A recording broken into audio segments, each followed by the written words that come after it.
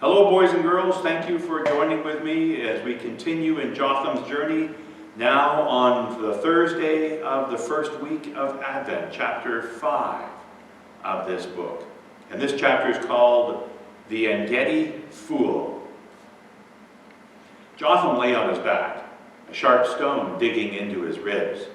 He looked up at the face of the leader and at the long curved sword that threatened his neck. He gulped hard and tried his best to hold very still. The leader laughed, and the evil in his laugh made Jotham tremble. The face that had seemed so kind just a few hours ago was now a twisted mask of hatred. His huge body towered over Jotham like a dragon from the tales told around the campfires. Yes, indeed. We will see what price we get for such a worthless boy, he said again, laughing. Then turning to the men of his tribe, he yelled, "Bind him! Tie him up." Rough and scratchy hands squeezed Jotham's arms and pulled him to his feet. Many others were gathered around now, and the women and children were laughing at him. The men stripped off his tunic and took his sandals, blanket, and food bag, leaving him with only his loincloth, his underwear, to protect him from the cold. They pulled Jotham's arms roughly around his back and tied his hands together so tightly it felt as if the rope would cut right through his wrists. "Walk!" commanded one of the men, and pushed Jotham forward.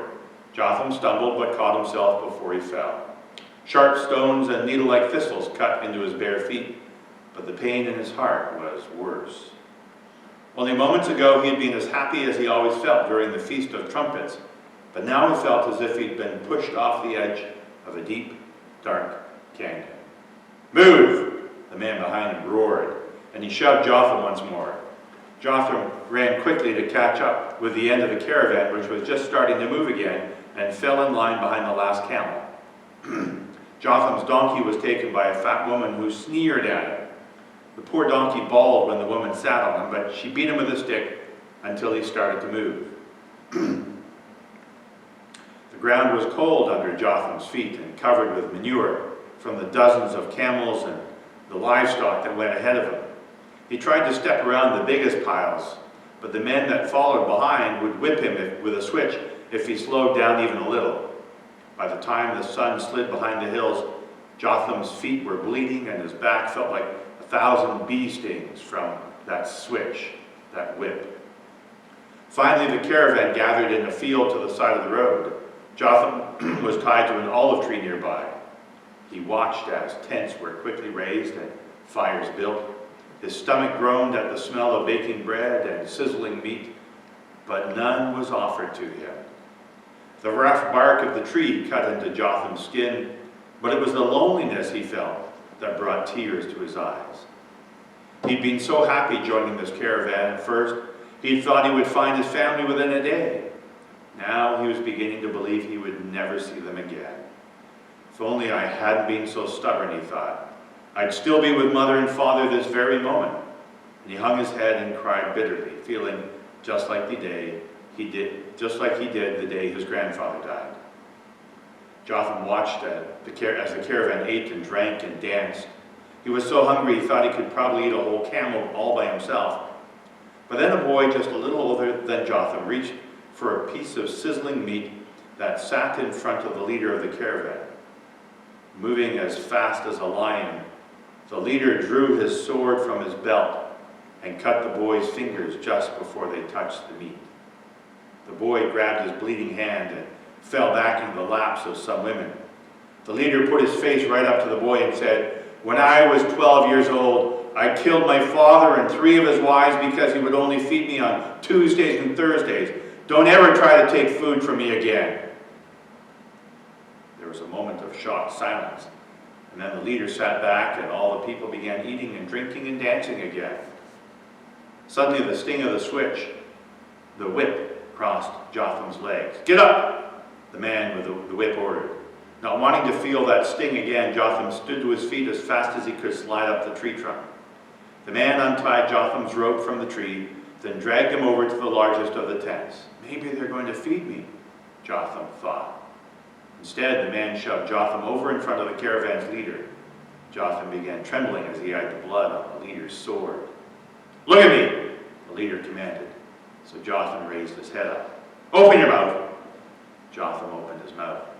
The leader looked him over for a moment, then turned to the other man. "Take no less than 300 shekels, he said, "and don't you dare try to cheat me." Then he turned back to his eating and drinking. Without a word, the man jerked the rope and pulled Jotham to his feet, then dragged him along behind. He mounted a donkey and started down the road, Jotham trailing on foot like a goat. Jotham's insides shivered in terror. Where are you taking me?" Jotham asked. So the man kicked Jotham in the chest, knocking him to the ground. "Shut up, boy, or roast you for my dinner." The rope went tight and Jotham was dragged through the rocks and thistles of the road until he was able to scramble to his feet. Now his knees and elbows were bleeding and they stung like the worst of his father's spankings. It seemed like hours later that they came over the top of a hill and saw a city below them. It had walls that were higher than the tops of trees, and it sat on the edge of a cliff overlooking a plain. In the bright moonlight, Jotham saw a huge lake that began at the edge of the plain and went clear over the horizon. The Salt Sea, Jotham guessed, otherwise known as the Sea of Death. The city itself was all lit up, with a lamp in almost every window and firelight glowing from inside the walls. Music drifted up from the city, and Jotham knew that he could very much enjoy this place if it weren't for being tied up and led around like a camel. Jotham felt a tug on the rope and began to follow the man down the road to the city gate. Guards stopped them there, guards that stood atop the walls and held long spears in their hands. "Halt!" one of the guards yelled. "What business have you in En-Gedi?" "I come to sell some merchandise," the man yelled back. "A fine young boy who will make an excellent slave." "Slave?" Jotham gasped to himself. He had half suspected this was the fate that awaited him, but hadn't let himself believe it. Suddenly, he found himself yelling to the guard up in the tower, "Please, sir, help me, this man has..." And Jotham's head exploded with a slap from the back of his captor's hand. The guard only laughed. "Very well then," the guard yelled down, "enter the dung gate and take your business to the court of elders." They moved forward again, passing huge piles of manure that smelled so bad Jotham had to hold his breath. They entered the city through a creaky wooden door which opened in the larger gate. Once inside, Jotham was amazed at all the sights and sounds. He'd only been to cities on 2 other occasions and was now overwhelmed as much by what he saw as he was overwhelmed by being a prisoner. Before he had time to wonder why women let scarlet scarves hang from their windows or where the lively music was coming from, they'd entered a large courtyard in the center of the city. Here people danced and sat drinking and arguing about silly things. As they pushed through the crowd, many eyes followed them. When they reached the center of the court, the man climbed on top of a wooden platform and pulled Jotham up next to him. "I have for sale a small boy," he yelled over the crowd. "His name is..." He turned to Jotham and whispered, "What's your name, boy?" Jotham set his jaw and didn't answer, but then felt a stab of pain as the man twisted Jotham's arms behind his back. "Jotham," he said finally, hatred in his voice. "Jotham of Jericho." The man turned back to the crowd. "His name is Jotham," he yelled. "A hard worker and a fine teller of tales. Who will make me an offer?" "I'll give you 20 shekels, a fat man with a bald head and red beard called out, laughing. The crowd laughed too because they knew this was a very small price. "Do not insult your humble servant," the man roared, referring to himself.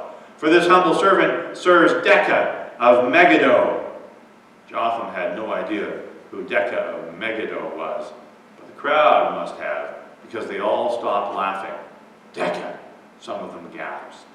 "What's Decca doing around here?" another asked, to nobody in particular. Forgive this fool," the fat man stuttered, "and honor me by accepting my bid of 100 shekels. A murmur rolled through the crowd, and another man yelled, "I bid 120.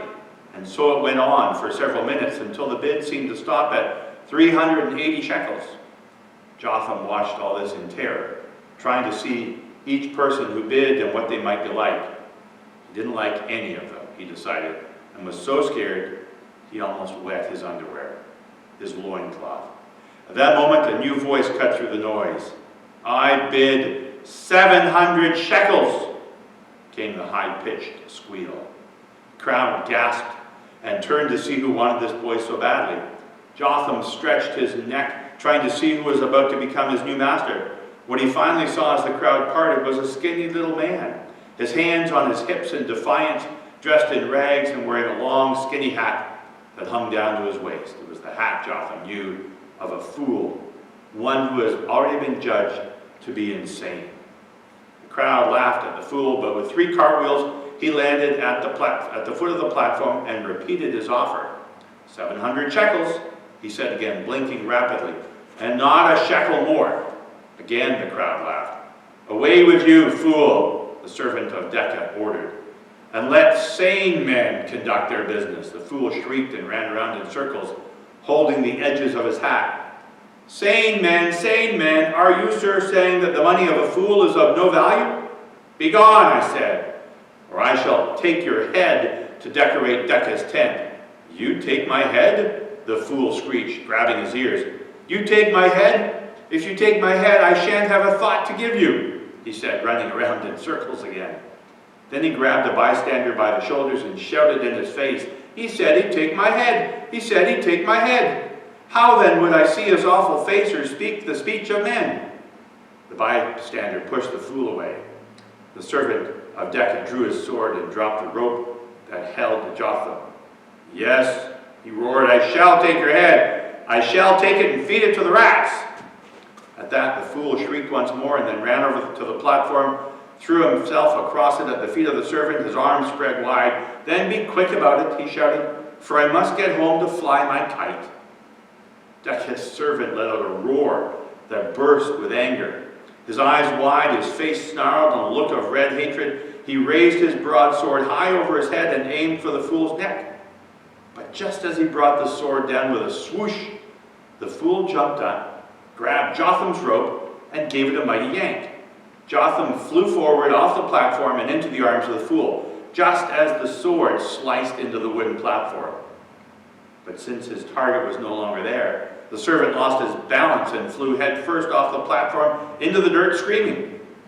The fool, with Jotham in his arms, ducked under the platform and came up the other side. He pushed through the crowd who cheered as if this were a festival performance and then ran down a dark, narrow side street. Behind them, Jotham could hear Decca's servant screaming his threats, but the fool just kept on running.